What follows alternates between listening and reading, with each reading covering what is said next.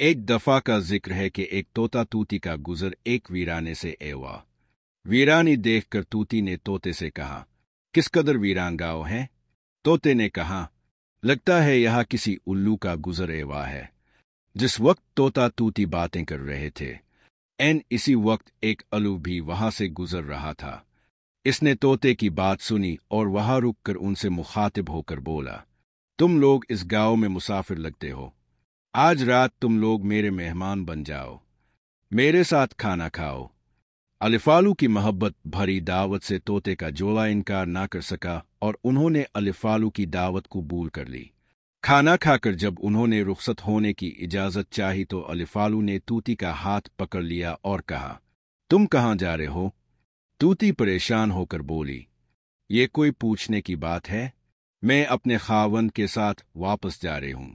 उल्लू ये सुनकर हंसा और कहा, ये तुम किया कह रहे हो जबकि तुम तो मेरी बीवी हो।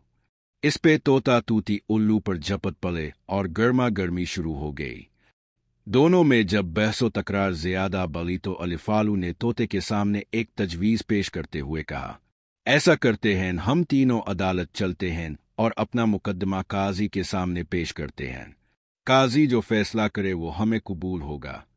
अलिफालू की तजवीज पर तोता और तूती मान गए और तीनों काजी की अदालत में पेश हुए। काजी ने दलाइल की रोशनी में अलिफालू के हक में फैसला देकर अदालत बर्खास्त कर दी। तोता इस बेइंसाफी पर रोता हुआ चल दिया तो अलिफालू ने इसे आवाज दी, भाई एक के लिए कहाँ जाते हो? अपनी बीवी को तो साथ लेते जाओ। तोते ने हैरानी से अलिफालू की तरफ देखा और बोला, अब के मेरे जख्मों पर नमक छिड़कते हो? ये अब मेरी बीवी कहाँ है? अदालत ने तो इसे तुम्हारी बीवी करार दे दिया है।